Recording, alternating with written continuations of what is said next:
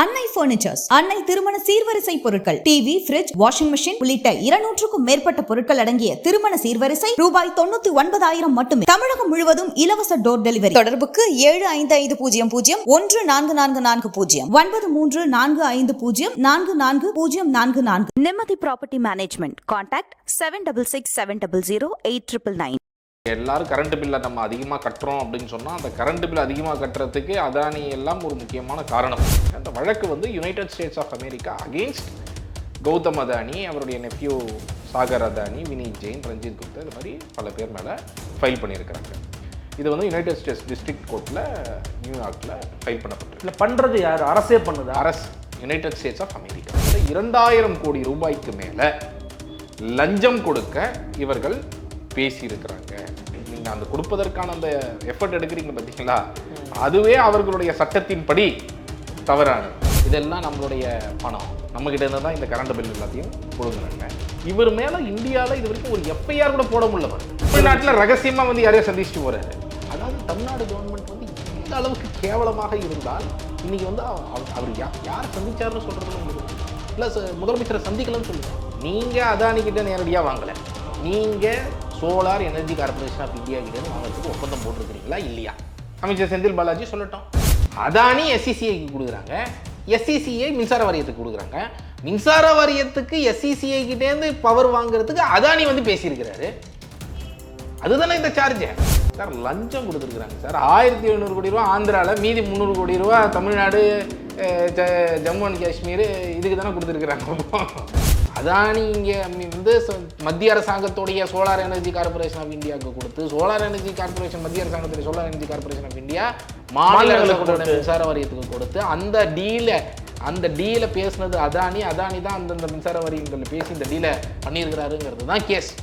அதற்கு தான் 2000 கோடி ரூபாய் லஞ்சம் கொடுப்பதாக பேசப்பட்டிருக்கிறது அப்படிங்கிறது தான் கேஸ். அமெரிக்க மக்களை ஏமாத்துறதா இது ஒரு காரணம். இது ஒரு ஒப்பானது. அதுதான் செக்யூரிட்டிஸ் ஃப்ராடு. நீங்கள் செக்யூரிட்டி ஃப்ராடு, இந்த ஃப்ராடுலாம் போட்டிருக்கிறாங்க இல்லையா, அதெல்லாம் அதுதான்.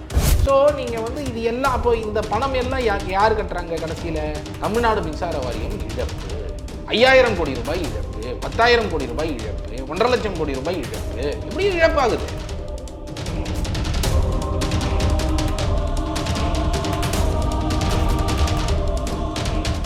MRL Realty's Nature's Enclave Coastal Heaven Theme Based Resort Villa Plots ECR மாதம் 10,000 வரை assured rental income, lifetime free stay at resort, 30க்கும் மேற்பட்ட வசதிகளுடன். Call 9962888888. வணக்கம் தோழர். வணக்கம். எப்படி இருக்கீங்க?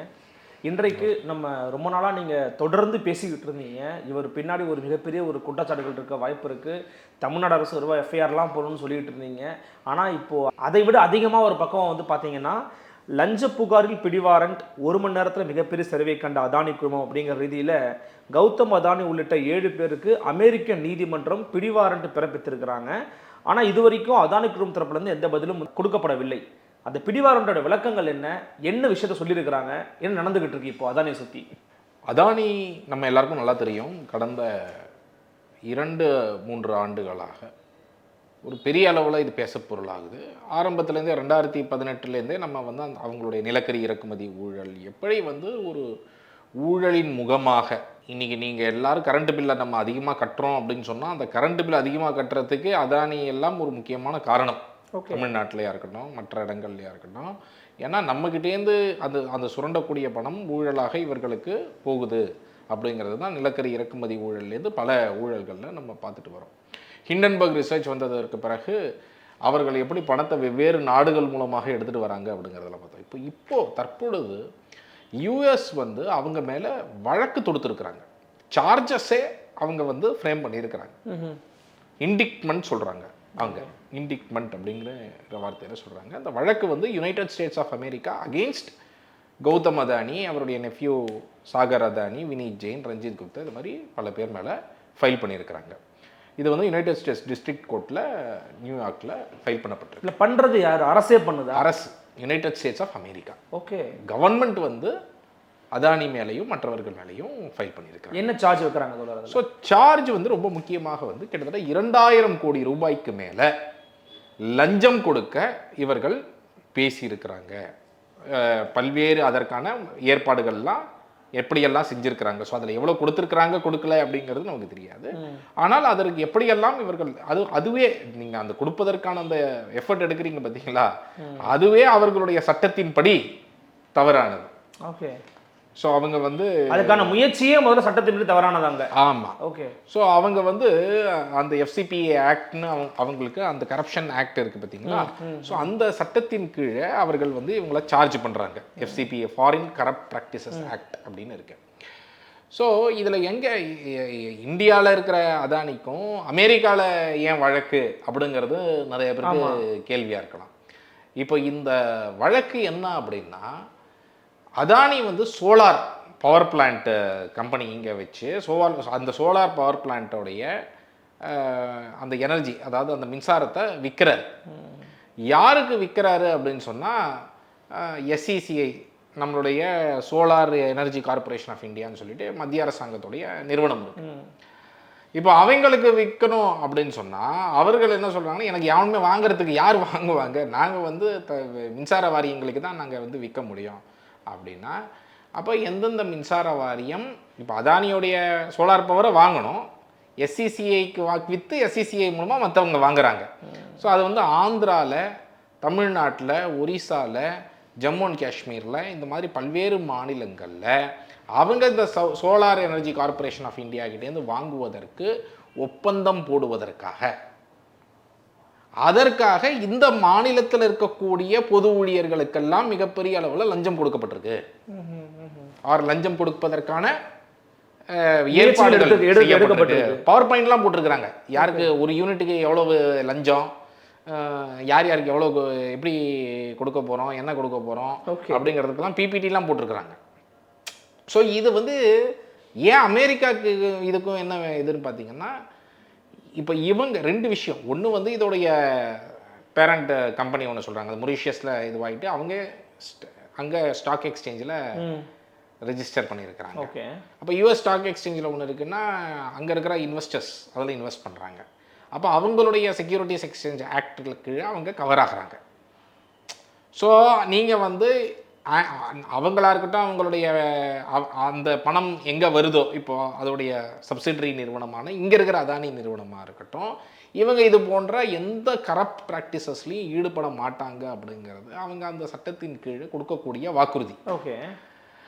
அதே போல் இவங்க பாண்டுன்னு ஒன்று போட்டு அந்த பாண்டு மூலமாக கோடிக்கணக்கான பணம் அங்கேருந்து பணத்தை ரைஸ் பண்ணுறாங்க. அது வந்து அங்கே இருக்கிற செக்யூரிட்டிஸ் இதில் இது பண்ணி அந்த செக்யூரிட்டிஸ் விற்கிறதுன்னு சொல்லிட்டு அந்த செக்யூரிட்டிஸ்லேருந்து அவங்க பணத்தை ரைஸ் பண்ணி ஒரு காலிங் மாதிரி கொடுப்பாங்க. அது அந்த பணத்தை ரைஸ் பண்ணி அந்த பணத்தை இங்கே வந்து மேனுஃபேக்சரிங் யூனிட்டுக்கு அவர்கள் அனுப்புகிறாங்க. அதை பயன்படுத்துறதுக்கு அந்த ப்ரொசீஜர்ஸ் எல்லாம் அனுப்புகிறாங்க.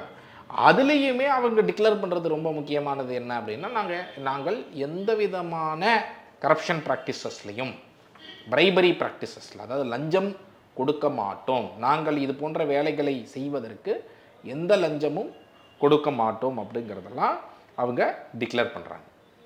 ஸோ அந்த டிக்ளரேஷனுக்கு எதிராக, அது அவங்க சட்டத்தின்படி அவங்க எதுலேயும் ஈடுபடக்கூடாதுங்கிறது சட்டத்திலையும் இருக்குது, இவங்களும் ரொம்ப தெளிவாக அதை செய்கிறாங்க. ஓகே. இப்போ இந்த மாதிரி அவங்க செக்யூரிட்டிஸ்லாம் இது பண்ணாங்கன்னா அதுக்கே வந்து அந்த பாண்டை வெரிஃபை பண்ணுறதுக்கு அவங்க வந்து ஒரு பேர் சொல்கிறாங்க, இன்ட்ரெஸ்டிங், புக் ரன்னர்ஸ்னு சொல்லிட்டு. ஓகே. அவங்க வந்து போய் வெரிஃபைலாம் பண்ணுறாங்க, கொஸ்டினர்லாம் கேட்குறாங்க. அந்த கொஸ்டினர்லேயும் அவங்க நாங்கள் எந்த பிரைபரி ப்ராக்டிசஸ்லையும் இன்வால்வ் ஆகலை அப்படிங்கிறதெல்லாம் சொல்கிறாங்க.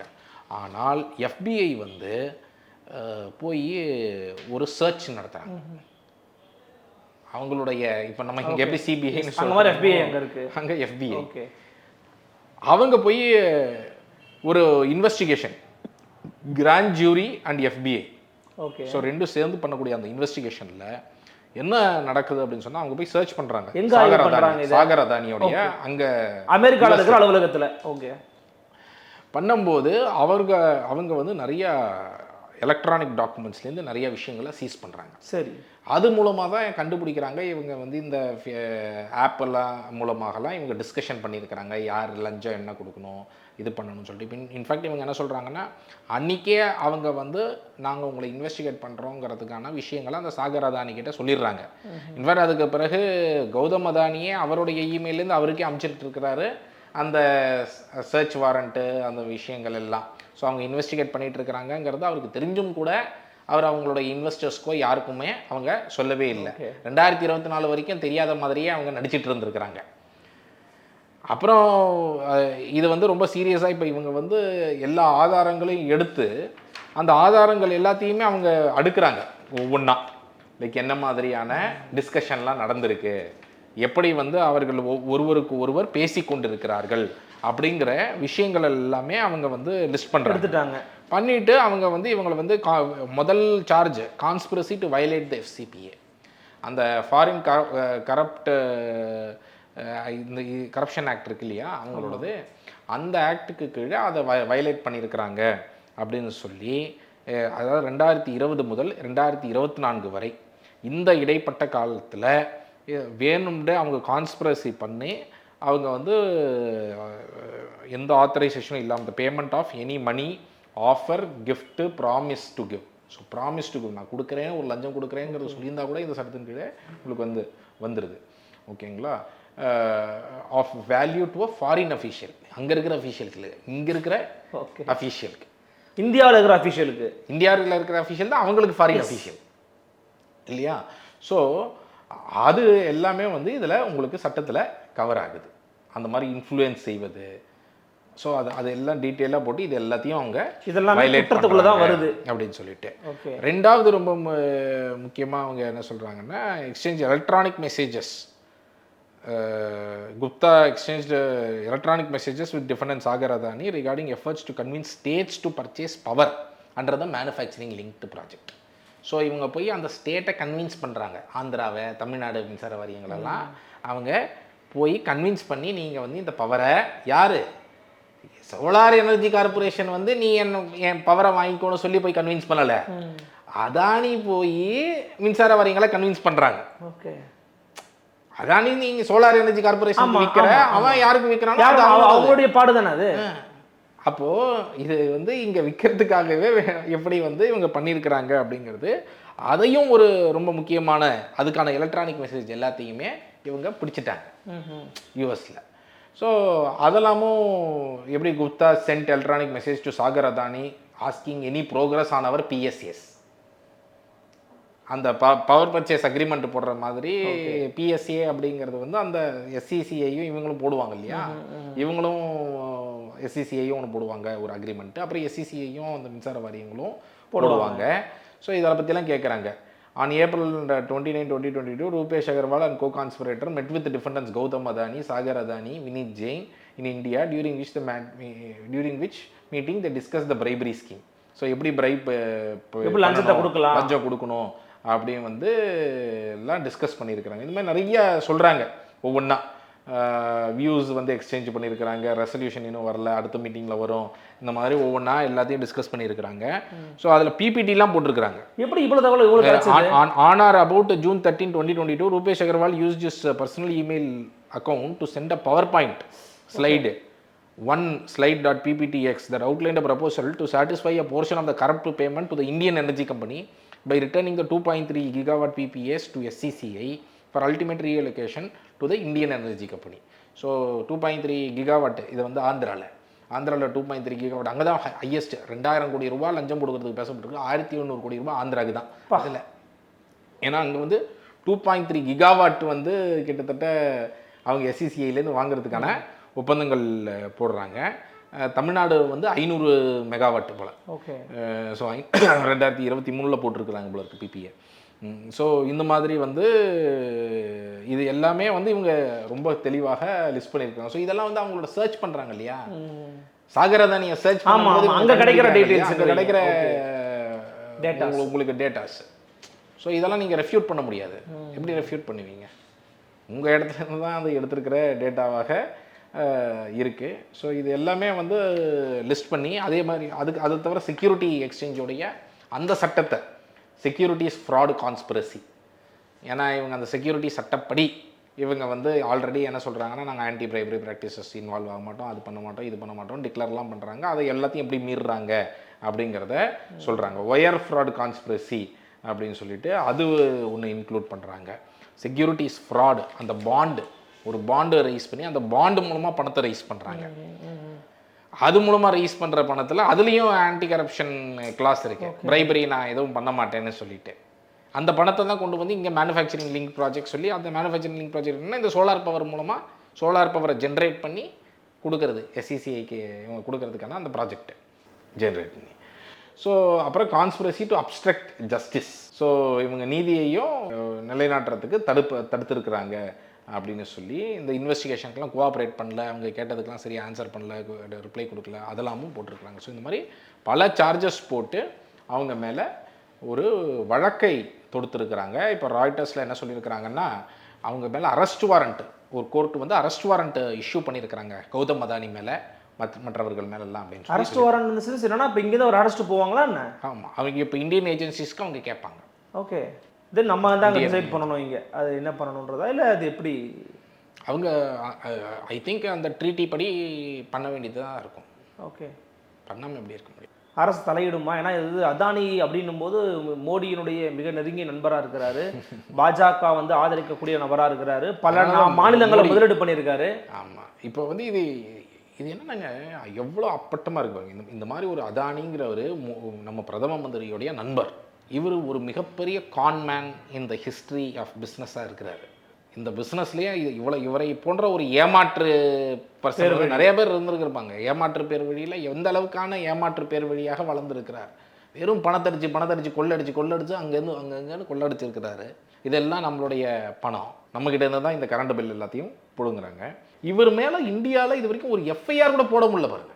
பிகாஸ் மோடியோடைய நண்பர் சென்ட்ரலில். தமிழ்நாட்டில் ரகசியமாக வந்து யாரையோ சந்திச்சுட்டு போறாரு. சித்தரஞ்சன் சாலை தான் வராரு, ஆனால் யாரை சந்திச்சாருன்னு அதாவது தமிழ்நாடு கவர்மெண்ட் வந்து எந்த அளவுக்கு கேவலமாக இருந்தால் இன்னைக்கு வந்து அவர் யாரை சந்திச்சாருன்னு சொல்றதுல உங்களுக்கு என்ன இருக்கு? இல்லை முதலமைச்சரை சந்திக்கலன்னு சொல்லுங்க, முதலமைச்சரை சந்திக்கலன்னு சொல்லுங்க. அப்படி அந்த ரகசிய மீட்டிங் யாரை மீட் பண்ணாருன்னே தெரியலையே. சார்ட்டர்ட் ஃப்ளைட்டில் வந்துட்டு இல்லையா, யாரும் மீட் பண்ணாம கூட போயிருப்பாரோ என்னவோ. நீங்கள் சும்மா அதானிக்கு அது இது பண்ணணும்னு சொல்லிட்டு இன்னைக்கு ஒரு FIR அந்த நிலக்கரி இறக்குமதி கூட ஒரு FIR ஃபைல் பண்ணியிருக்கிறீங்களா? இங்கே யோசிக்கிறீங்க எந்த அளவுக்கு இந்த நம்மளுடைய நாட்டில் இப்போ இதெல்லாம் வந்து நம்ம பார்க்கும்போது 2000 கோடி ரூபாய்க்கு ஒருவர் லஞ்சம் கொடுக்க திட்டம் தீட்டி PPT போட்டு பவர் பாயிண்ட் எல்லாம் போட்டு யார் யாருக்கு யூனிட்டுக்கு எவ்வளோ ரேட்டுன்னு டிஜிட்டல் வழியில் திருடுறது, லஞ்சத்துக்கு யூனிட்டுக்கு என்ன ரேட்டுங்கிறதெல்லாம் டிஸ்கஸ் பண்ணி 2000 கோடி ரூபாய்க்கு மேலே ஒரு லஞ்சமே ஒரே ஒரு திட்டத்தில், சோலார் திட்டத்தில் மட்டும் நம்ம பேசுறது, அதில் மட்டுமே 2000 கோடி ரூபாய்க்கு மேலே லஞ்சம் கொடுக்கறதுக்கு 4 மாநிலத்தில் அவர் பண்ணுறதுக்கான விஷயங்கள் நடந்திருக்கு அப்படின்னு சொன்னால் எவ்வளவு கோடி ரூபாய் பணம் அவர் அடிப்பார். லஞ்சமே 2000 கோடி கொடுக்குறாருன்னா எவ்வளவு ப்ராஃபிட் பார்ப்பாரு, எவ்வளவு கோடி அடிப்பார் யோசிச்சுப்பாரு.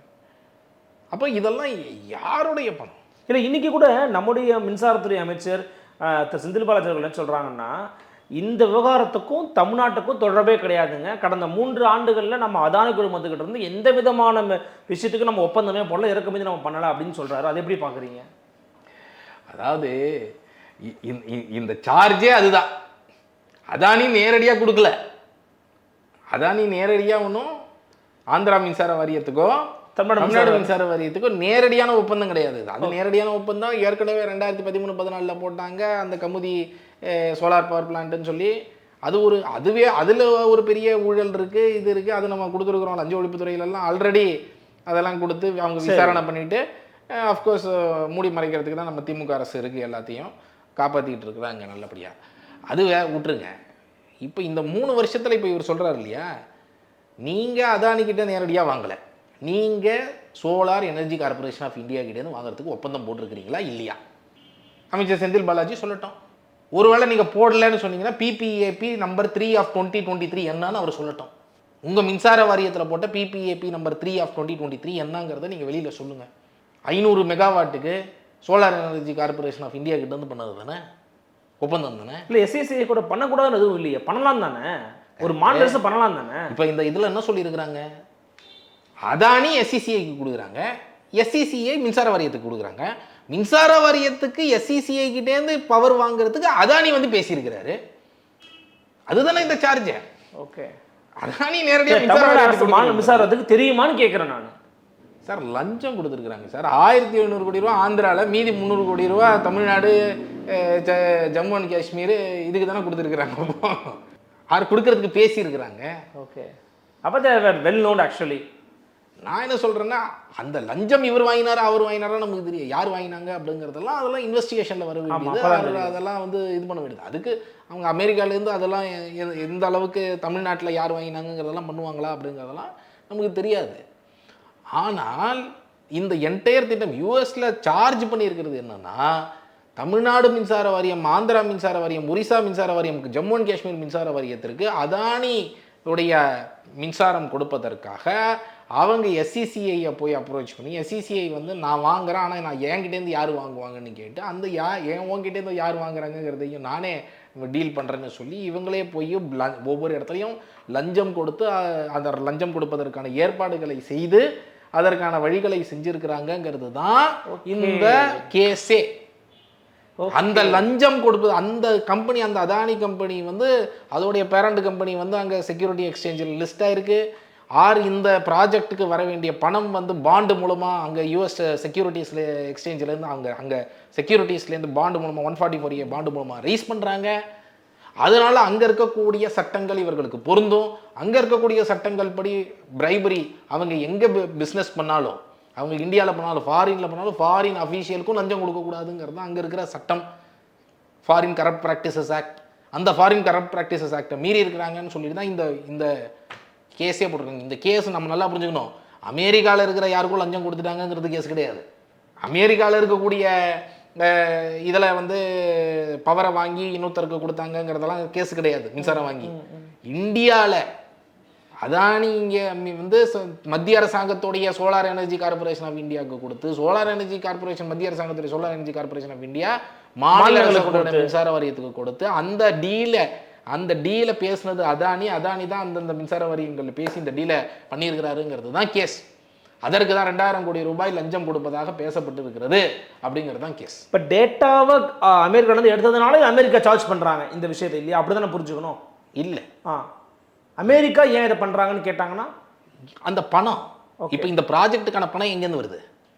அதுக்கான பாண்ட் அங்கேருந்து ரைஸ் பண்ணியிருக்கிறாங்க. அந்த பணம் அங்கேருந்து வந்திருக்கு. ரைட். இதோடைய பேரண்ட் கம்பெனி, ஓகே, அவங்க என்ன சொல்கிறாங்க, மொரீஷியஸில், இப்போ கம்பெனி பேர் மென்ஷன் பண்ணல, பட் மொரீஷியஸில் ரெஜிஸ்டர் ஆகிருக்கு. அது யூஎஸ் ஸ்டாக் எக்ஸ்சேஞ்சில் இருக்குது. யூஎஸ் ஸ்டாக் எக்ஸ்சேஞ்சில் இருந்ததுன்னா யார் பணம் போடுறாங்க? ஸ்டாக்கில் பொதுமக்கள் போடுறாங்க, மக்கள் பணம் போடுறாங்க. அந்த பணம் வந்து நீங்கள் ஒரு லிமிட்டடாக நீங்கள் வந்து மக்களுக்கு வந்து ஆன்சரபிள், அக்கௌண்டபிள். அப்போ அந்த போடுற மக்களுக்கு வந்து நீங்கள் பிரைபரி மூலமாக, லஞ்சம் மூலமாக நீங்கள் வந்து பணம்லாம் கொடுக்க மாட்டீங்க அப்படிங்கிறது அந்த சட்டத்தில் ஒரு முக்கியமான ஒரு விஷயம். ஓகே, அப்படி அதை மீறினீங்கன்னா அந்த மக்களை ஏமாத்துற மாதிரி. இப்போ அமெரிக்க மக்களை ஏமாத்துறதா இது காரணம், இது ஒரு ஒப்பானது. அதுதான் செக்யூரிட்டிஸ் ஃப்ராடு. நீங்கள் செக்யூரிட்டி ஃப்ராடு, இந்த ஃப்ராடுலாம் போட்டிருக்கிறாங்க இல்லையா, அதெல்லாம் அதுதான். அங்கே நீங்கள் பாண்டுன்னு ஒன்று இது பண்ணி அங்கே பணத்தை ரைஸ் பண்ணுறீங்க. இது எல்லாமே அமெரிக்கன் சட்டத்தின் கீழே அவர்கள் அதன்படி நடந்து கொள்ளணும்.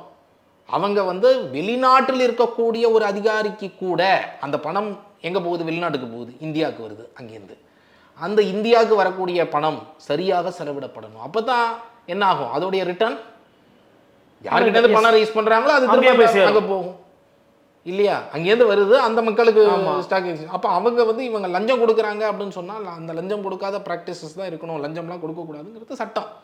அவங்க சட்டத்தை மதிக்கிறாங்க.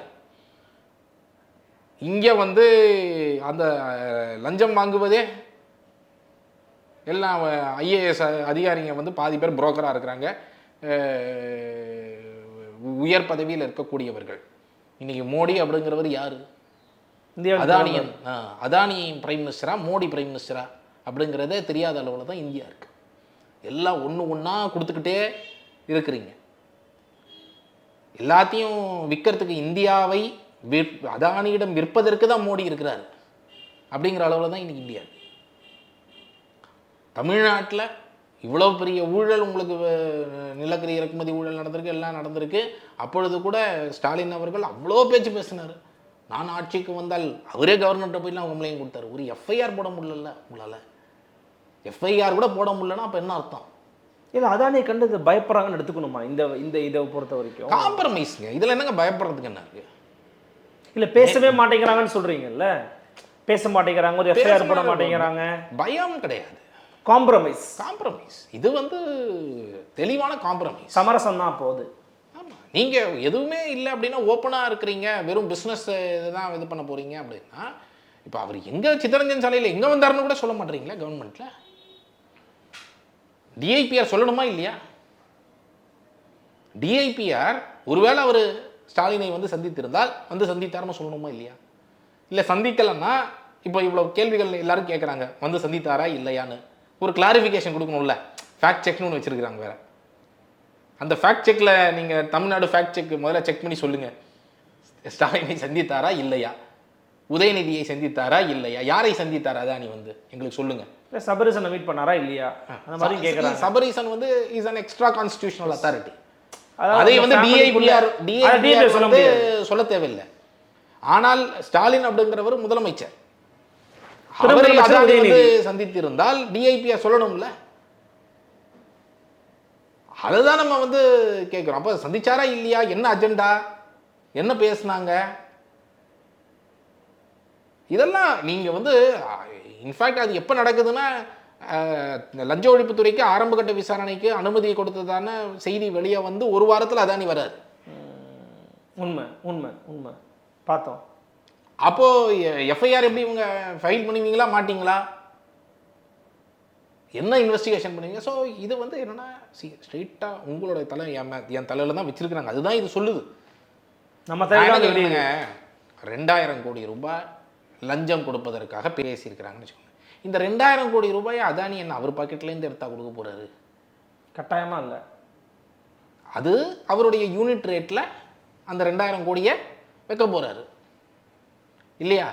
ஒரு யூனிட்டு எவ்வளோ ரூபாய்க்கு மின்சாரம் விற்கிறாரோ, எவ்வளோ லஞ்சம் கொடுக்கணுமோ அந்த லஞ்ச பணத்தை எல்லாத்தையும் அதுக்குள்ளே வைப்பார். என்ன வெறும் நார்மலாக பண்ணுற 5% ப்ராஃபிட் 10% ப்ராஃபிட்டுக்கு இவ்வளோ லஞ்சம் கொடுத்தா பண்ணுவாங்க? வாய்ப்பு இல்லை. அப்போ இவ்வளோ லஞ்சம் கொடுத்தாங்கன்னா அதில் எவ்வளோ அவங்க லாபம் அதிகமாக வச்சு விற்பாங்க. ஸோ நீங்கள் வந்து இது எல்லாம் அப்போ இந்த பணம் எல்லாம் யார் கட்டுறாங்க கடைசியில்?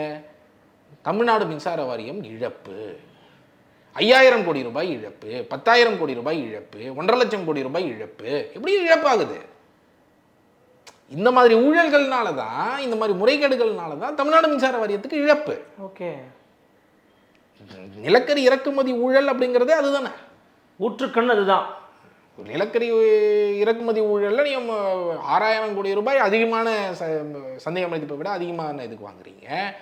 ஒன்றுமே இல்லை, வெறும் $28 இருக்கக்கூடிய ஒரு நிலக்கரியை அதானி $92 சொல்லி உங்களுக்கு சப்ளை பண்ணியிருக்கிறாருன்னா ஆதாரத்தில் எடுத்து கொடுத்துருக்கீங்க நீங்கள் இத்தனைக்கும். அப்போது இதெல்லாம் இருந்தும் கூட எஃப்ஐஆர் இல்லை. சரி, அதில் தான் இது அதாவது இப்படிலாம் பண்ண முடியும் அப்படிங்கிறதுக்கு ஒரு யுனைடெட் ஸ்டேட்ஸில் இப்போ வந்து $10 பில்லியன் என்னவோ ட்ரம்ப் வந்தோன்னே நாங்கள் இன்வெஸ்ட் பண்ண போகிறோன்னு அதானியில் அனௌன்ஸ்மெண்ட் பார்த்தோம். ஓகே, என்னடா இது திடீர்னு இப்படிலாம் அனௌன்ஸ்மெண்ட் வருதுன்னு பார்த்தா பின்னாடி இந்த கேஸ் வந்த அப்புறம் தான் நமக்கு புரியுது ஏன் இந்த மாதிரி பண்ணுறாங்க, ஏதோ ட்ரை பண்ணுறாங்க அப்படிங்கிறது. இது அரசியல் ரீதியாக எப்படி ஸ்பின் ஆகும் நினைக்கிறீங்க? ஏன்னா இப்போ அங்கே வந்து புதிய ஐசார் ராகுல் காந்தி வந்து அதானியை கைது செய்யணும்னு கேட்டிருக்காரு. கண்டிப்பாக அதானியை இந்தியாவிலேயே கைது செய்யணும். இவ்வளோ பெரிய ஊழல் செய்தவரை நீங்கள் வந்து வெளியில் அப்படியே விடுவீங்க? ஊழல் மேலே ஊழல் செஞ்சுக்கிட்டே போயிட்டு இருப்பாங்க அவங்க இஷ்டத்துக்கு, நீங்கள் எப்படியே வெளியே விடுவீங்க? அவர் கண்டிப்பாக அதானி மஸ்ட் பி அரெஸ்டட். அவர் வந்து இங்கேவே ப்ராசிக்யூட் பண்ண வேண்டிய அவசியம் இருக்குது. அங்கே ப்ராசிக்யூஷனுக்கு இப்போ கேட்குறாங்க, அரெஸ்ட் வாரண்ட் இஷ்யூ பண்ணியிருக்கிறாங்க. அனுப்பி விடுங்க அங்கே ஜெயிலுக்கு, அமெரிக்கா ஜெயிலுக்கு அதானி போகணும். ஆமாம், அவங்க கூப்பிட்றாங்கன்னா போய் தானே ஆனோம். பார்ப்போம் இவங்க என்ன பண்ணுறாங்கன்னு. இப்போ மோடி என்ன சொல்ல போகிறாரு, என்ன ரியாக்ட் பண்ண போகிறாரு? இந்தியாவுக்கு எதிரான தாக்குதல்னு வரும் இல்லையா? வாய்ப்பு அதானிக்கு எதிரான தாக்குதல்னு, இந்தியாவுக்கு எதிரான தாக்குதல்னு வாங்க. இவங்க ஒரு ஊழலை எதிர்த்தா இந்தியாவுக்கு எதிரான தாக்குதல்னு என்ன சொல்லுவாங்க? சொல்ல முடியும் நாளைக்கு. அதானிக்கு எதிரான தாக்குதல் ஒரு ஊழலுக்கு எதிரான தாக்குதல், அவர் செய்கிற ஊழலுக்கு எதிரான தாக்குதல். இந்த ஊழல்னால இந்திய மக்கள் பாதிக்கப்படுறாங்க. அதானி மேல நடவடிக்கை எடுக்காதது தான் இந்திய மக்கள் மீதான தாக்குதல், இந்தியாவின் மீதான தாக்குதல். அப்படிதான் பார்க்கணும் அதை இல்லையா? அப்போ இதை வந்து நீங்கள் இமீடியட்டாக எஃப்ஐஆர் பதிவு பண்ணி இங்கேயுமே அவரை ப்ராசிக்யூட் பண்ணி அரெஸ்ட் பண்ணி ப்ராசிக்யூட் பண்ணுறது ரொம்ப முக்கியமானது. நிச்சயமாக ரொம்ப டீட்டெயிலாக இதை பற்றின விளக்கங்களை கொடுத்தீங்க. பொறுத்திருந்து பாருங்கள் எப்படி நடக்கிறது எங்களுக்காக வருங்க. மிக்க நன்றி. நன்றி.